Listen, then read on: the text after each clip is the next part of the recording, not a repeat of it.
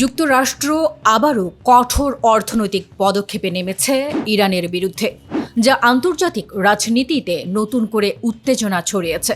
শুক্রবার মার্কিন অর্থ বিভাগ 10 ব্যক্তি ও প্রতিষ্ঠানের ওপর নিষেধাজ্ঞা আরোপ করেছে। এর মধ্যে চীন ও হংকংয়ের কয়েকটি কোম্পানিও রয়েছে।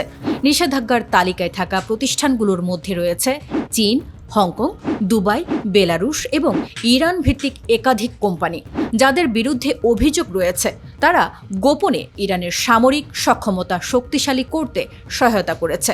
ওয়াশিংটনের অভিযোগ, এসব ব্যক্তি ও প্রতিষ্ঠান ইরানকে অস্ত্র সংগ্রহে সহায়তা করেছে এবং বিশেষ করে শাহেদ ড্রোন ও ব্যালিস্টিক ক্ষেপণাস্ত্র তৈরির জন্য প্রয়োজনীয় কাঁচামাল সরবরাহে ভূমিকা রেখেছে। এই পদক্ষেপ এমন এক সময়ে নেওয়া হলো যখন যুক্তরাষ্ট্র ও ইরানের মধ্যে চলমান যুদ্ধ বন্ধের প্রচেষ্টা ইতিমধ্যেই স্থবির হয়ে আছে। একই সঙ্গে আগামী কয়েকদিনের মধ্যে ডোনাল্ড ট্রাম্প চীন সফরে গিয়ে প্রেসিডেন্ট শি জিনপিং এর সঙ্গে বৈঠক করার পরিকল্পনা করছেন, যা এই নিষেধাজ্ঞাকে আরও কূটনৈতিকভাবে স্পর্শকাতর করে তুলেছে। মার্কিন অর্থ বিভাগ এক বিবৃতিতে জানিয়েছে, ইরানের সামরিক শিল্পের উৎপাদন ক্ষমতা পুনর্গঠনের যে কোনো প্রচেষ্টা ঠেকাতে অর্থনৈতিক চাপ অব্যাহত এবং প্রয়োজনে কঠোর ব্যবস্থা নেওয়া হবে। বিশ্লেষকদের মতে এটি শুধু বর্তমান নিষেধাজ্ঞার ধারাবাহিকতা নয়, বরং ভবিষ্যতে আরও বিস্তৃত অর্থনৈতিক যুদ্ধনীতির ইঙ্গিত। বিশেষ করে ইরানের অস্ত্র উৎপাদন ও সরবরাহ নেটওয়ার্ক দুর্বল করাই এখন ওয়াশিংটনের মূল লক্ষ্য। অর্থ বিভাগ আরও সতর্ক করে বলেছে, ইরানের অবৈধ বাণিজ্যে সহায়তাকারী যে কোনো বিদেশি প্রতিষ্ঠানের বিরুদ্ধেও ব্যবস্থা নেওয়া হবে। এর আওতায় বিমান পরিবহন সংস্থা থেকে শুরু করে আন্তর্জাতিক আর্থিক প্রতিষ্ঠান পর্যন্ত পড়তে পারে। এমনকি চীনের টিপট তেল শোধনাগারের সঙ্গে যুক্ত কোম্পানিগুলোর ওপরও পরোক্ষ নিষেধাজ্ঞার ঝুঁকি তৈরি হয়েছে। এরই মধ্যে পরিস্থিতি আরও জটিল হয়ে উঠেছে হরমুজ প্রণালীকে ঘিরে। সাম্প্রতিক উত্তেজনার মধ্যে ইরান এই গুরুত্বপূর্ণ নৌপথে কড়াকড়ি আরোপ করেছে, যা বিশ্বের প্রায় 1/5 জ্বালানি পরিবহনের জন্য অপরিহার্য।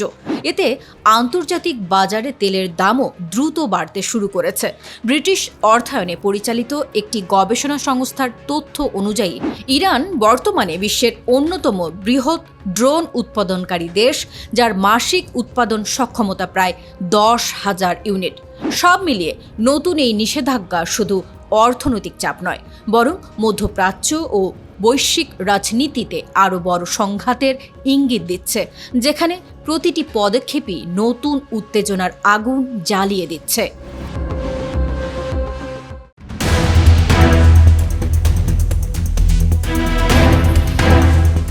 মধ্যপ্রাচ্যের যুদ্ধ এখন আর শুধু আঞ্চলিক কোনো সংঘাত নয়, এটি পরিণত হয়েছে বিশ্ব অর্থনীতির এক অস্থির ভূমিকম্পে। বিশেষ করে হরমুজ প্রণালীর উত্তেজনা যেন পুরো জ্বালানি বাজারকে টালমাটাল করে দিয়েছে। বিশ্বের প্রায় 1/5 তেল ও গ্যাস এই সংকীর্ণ জলপথ দিয়েই প্রবাহিত হয়। তাই এখানে সামান্য অস্থিরতাও যেন পুরো বিশ্বের অর্থনীতিতে ঢেউ তোলে। ফলে যা হওয়ার ছিল তাই হয়েছে। তেলের দাম উঠছে নামছে অনবরত, আর সেই সাথে বাড়ছে অনিশ্চয়তা। এই অস্থিরতার সবচেয়ে তীব্র আঘাত লাগছে সাধারণ মানুষ, পরিবার আর ছোট ব্যবসার ওপর। জ্বালানি, খাদ্যসহ নিত্য প্রয়োজনীয় জিনিসপত্রের দাম বেড়ে যাওয়ায় জীবনযাত্রার খরচ যেন দিন দিন অসহনীয় হয়ে উঠছে। আর ফরাসি প্রতিষ্ঠান টোটাল এনার্জিসের আয়ও লাফিয়ে বেড়ে দাঁড়িয়েছে প্রায় $540 কোটি। তাদের ধারণা, তেলের দাম এভাবে উঁচু থাকলে বছরের বাকি সময়েও লাভের ধারা আরও বাড়বে। অন্যদিকে আরেকটি শক্তিশালী খাত ব্যাংকিং। বৈশ্বিক আর্থিক বাজারে অস্থিরতার ঢেউ যেন ওয়াল স্ট্রিটের ব্যাংকগুলোর জন্য সোনার সুযোগ হয়ে উঠেছে। একই সঙ্গে Bank of America, Morgan Stanley, Citigroup, Goldman স্যাক্স এবং ওয়েলস ফার্গো সব মিলিয়ে তাদের সম্মিলিত মুনাফা পৌঁছেছে হাজার হাজার কোটি ডলারে। তেলের বাজারের অনিশ্চয়তা ও সরবরাহ ঝুঁকি মানুষকে ধীরে ধীরে নবায়নযোগ্য জ্বালানির দিকে ঠেলে দিচ্ছে। সৌরশক্তি, বায়ুশক্তি এবং বৈদ্যুতিক গাড়ির চাহিদা বাড়ছে দ্রুত গতিতে। সবশেষে এই যুদ্ধ এক অদ্ভুত দ্বৈত বাস্তবতা তৈরি করেছে। একদিকে সাধারণ মানুষের জন্য বাড়তি ব্যয় ও অনিশ্চয়তার চাপ, অন্যদিকে কিছু বড় কর্পোরেট গোষ্ঠীর জন্য ইতিহাস গড়ার মতো বিপুল মুনাফার সুযোগ।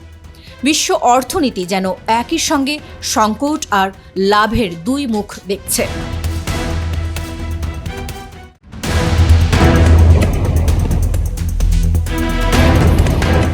যুদ্ধের টানটান উত্তেজনার মধ্যে এবার ইরানের মাথার উপর ছায়া হয়ে দাঁড়ালো তুরস্ক।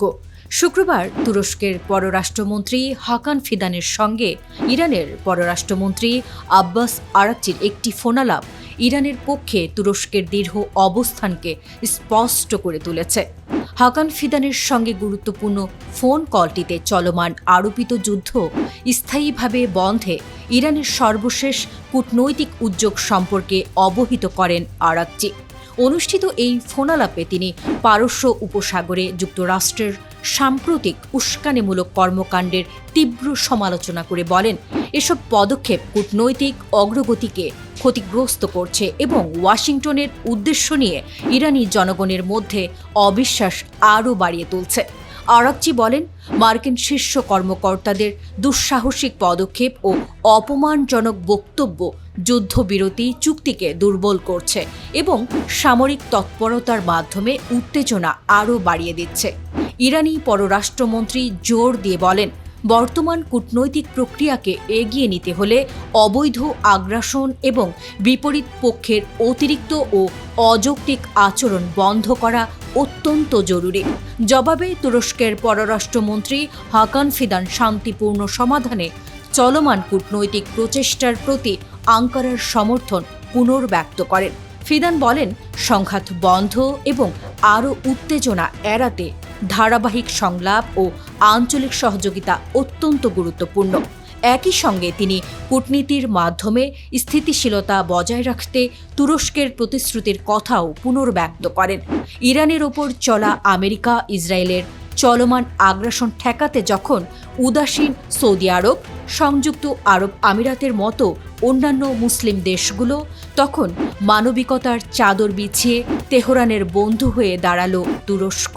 এখন শুধু মিত্র দেশগুলোর সঙ্গে হাত মিলিয়ে আমেরিকাকে ইরানের নাস্তানাবুদ করা বাকি। বিশ্বের চোখ এখন শুধুই ইরানের দিকে।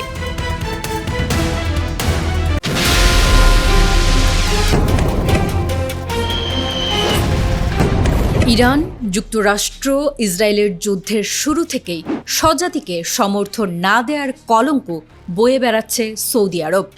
যুদ্ধের মাঝে এও গুঞ্জন উঠেছিল ডোনাল্ড ট্রাম্পকে ব্যক্তিগতভাবে ফোন করে ইরানের ওপর হামলা চালাতে বলেছিলেন খোদ সৌদির প্রিন্স সালমান।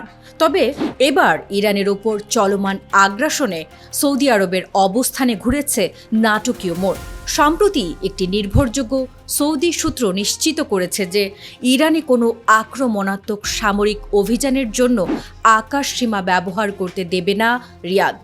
আঞ্চলিক উত্তেজনা নিয়ন্ত্রণে রাখা এবং বৃহত্তর সংঘাত এড়াতে রিয়াদের চলমান প্রচেষ্টার অংশ হিসেবেই এই অবস্থান নেওয়া হয়েছে।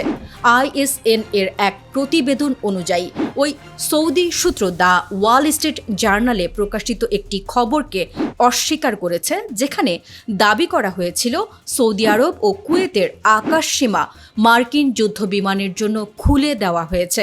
এসব দাবি ভুল বলে নাকচ করেছে সৌদি সূত্র, যা পরে আরও কয়েকজন সৌদি কর্মকর্তাও জোর দিয়ে পুনর্ব্যক্ত করেন। সৌদি সূত্রের আরও দাবি, অজ্ঞাত কারণে কিছু পক্ষ সৌদি আরবের অবস্থানকে বিকৃতভাবে উপস্থাপন করার চেষ্টা করছে। এদিকে আল আরাবিয়ার বরাতে এক সৌদি কর্মকর্তা নিশ্চিত করেছেন যে ইরানের বিরুদ্ধে যুক্তরাষ্ট্র নেতৃত্বাধীন সামরিক হামলায় সহায়তার জন্য আকাশসীমা ব্যবহারের কোনো অনুমতি দেয়নি রিয়াদ। সূত্রটি আরও জানায়, পাকিস্তানের নেতৃত্বাধীন তেহরান ও ওয়াশিংটনের মধ্যকার যুদ্ধ ও ক্রমবর্ধমান উত্তেজনার অবসান ঘটানোর প্রচেষ্টাকে সমর্থন করছে রিয়াদ। মধ্যপ্রাচ্যে যখন যুদ্ধের গন্ধ আরও তীব্র হচ্ছে, তখন সৌদি আরবের এই অবস্থান কূটনৈতিক অঙ্গনে বড় বার্তা হিসেবে দেখা হচ্ছে। বিশ্লেষকদের মতে রিয়াদ স্পষ্ট করে দিতে চাইছে এই সংঘাতে তারা সরাসরি জড়াতে চায় না। এখন প্রশ্ন উঠছে, সৌদি আরব ইরানের মিত্র নাকি গোপন শত্রু, স্বজাতির পক্ষে অবস্থান নাকি আমেরিকার সঙ্গে হাত মিলিয়ে গা বাঁচানোর চেষ্টা? সৌদির আসল উদ্দেশ্যটা কি?